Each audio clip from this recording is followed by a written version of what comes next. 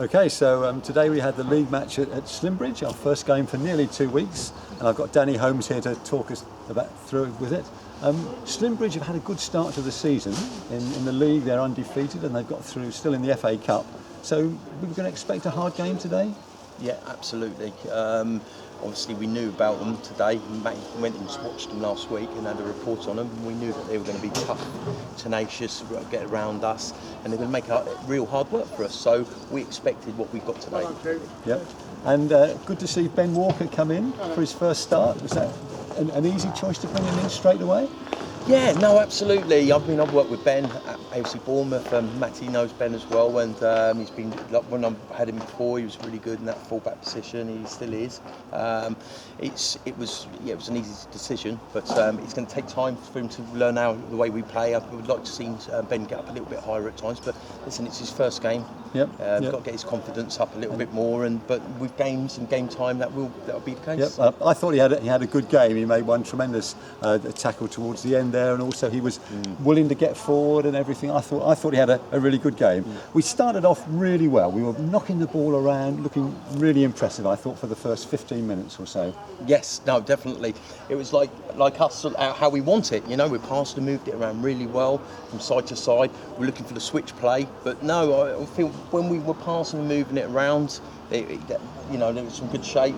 And we're just trying to really find areas to get at them, really. But once, like I say, they made it hard for us to get at them. Really. Yeah, they did. Slimbridge were a well-organised side, and they were like little terriers at times. They sort of really got into us, didn't they? And they had a couple of blokes going after Luke all the time. Yes, and for me, sort of one of the turning points in the first half was when Luke got booked after about 20 minutes. I know, yeah, it was a little bit of a rush tackle and a bit of a heat of the moment.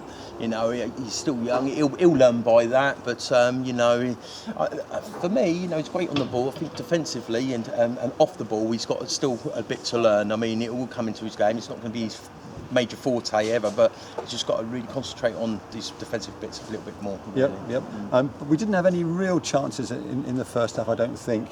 But it wasn't until, I think it's about 38 minutes when Slimbridge scored in the first half, and there was a long ball over from the right-hand side, and the bloke, I thought, took it quite well, Twyman, and he tucked it away. So it was one down at half-time, which, was that fair enough, do you think, or a bit disappointing?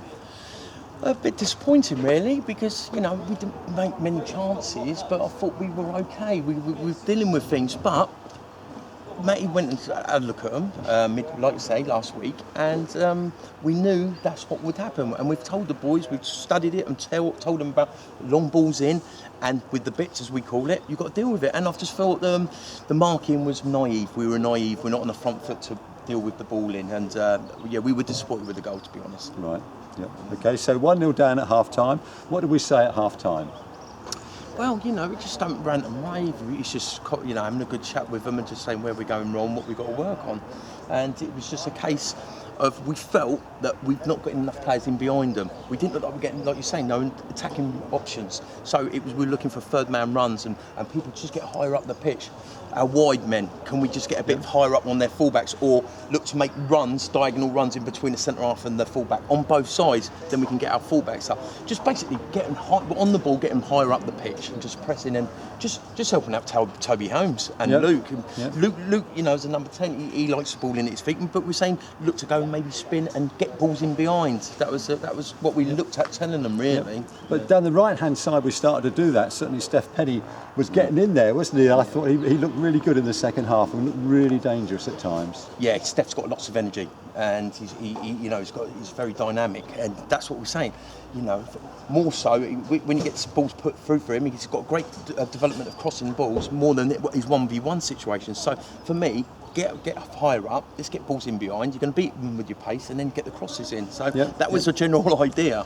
But we started to press more in the second half. I think we had 6 corners, we had lots of goal attempts, we had shots from Billy, from Luke and from Toby as well. So we started to look really good. But the goal, when it finally came, which was after 32 minutes in the second half, was quite a strange one. It was a corner on the right-hand side, which Luke took with his right foot, and it ended up in the net. From there, the keeper, I don't know whether was it an own goal from the keeper? Yes. Or what, had it actually gone over? Well, from where I was, it looked like it. I thought coming at a few of Luke's balls in today were a little bit disappointing from him. You know, he's got high standards, and I thought they were quite bad. But we had a little bit of luck today, and with that ball, because to be fair, I thought the keeper he pulled us some real good saves. The keeper had done. We put, like I say, we applied more pressure second half, much more than obviously first half. And Luke's had a little diagonal, little flick shot at goal in his reactions was great for that there keeper. And I thought, here we go, we're not going to get a chance today. But then span it in, the keeper's accidentally put it in the goal. But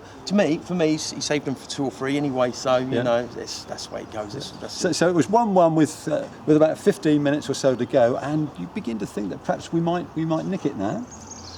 I really did. You know, just try to get the boys to be a bit more resilient and just a bit more in belief in them, because we just wanted a bit more energy. We just felt today psychologically that I didn't think that we looked like we could go and win the game. You know, but you know, I just felt if we'd had a little bit more belief and just kept the pressure up, a bit more quality in the final third, we might have got a little bit more instead of snatching up things and giving away easy balls to the other team. You know, recycle the ball, move the ball a bit better. But you know, I just felt if we had a bit more quality and belief, we might have got one. Yep. So it ended 1-1. I think 2 of our more dynamic players were actually on the bench today, and that was Danny and Shane. You seem to be pretty energetic over there. But I noticed on the team sheet that we had a new guy that I wasn't expecting to see there. The number, whatever it was, the last one, a guy called Shane Trainer, number 16. Yeah. Well, were you tempted to bring him on? Well, not really. We were looking forward to seeing that. We just had to think about what we were going to do, because we had a few youngsters in today, you know, and we're talking 16, 17-year-olds, and fair, that's credit to them, because if things went other way, we wouldn't be afraid to put them in. But at the moment, we then thought, well, we need to get an old head on the just in case, you know, on the bench. And Shane's got experience as a centre half, so if it had to be, it would have been, but. Blessing disguise, we didn't have to today. Sorry, Shane, if you're listening. Yeah, sorry, Shane. I'm only joking. Okay, so we come away with a point, and I guess in a way, Slimbridge unbeaten and so on. So that's not a bad point, really, is it? My summary for it is take nothing away from them. Like I say, they're unbeaten, I believe. Yes, they are in the league. That's right, and in the cup as well. In the cup still, you can see how hard they work. Yep. And you know, we're in there, not being negative, just saying where we can get better. And it just shows that the standards we're just trying to develop and bring into the boys. You know, so we ain't got anything negative, but. You know, it's got a point games really. So we're not down beat. We just got looking at training next week, how we can improve on what we've done today. Yep. So I think it just shows that the high standards that the lads have been playing with, and we're beginning to get used to. So thanks ever so much, Danny. Next week we don't have a game. We should have been playing against Swindon, but they're still in the FA Cup, and we couldn't arrange anybody else to play on that game. So there's no game on the 17th. The next game is on the 24th, 2 weeks today, against Mangotsfield at home. Hope to see you there.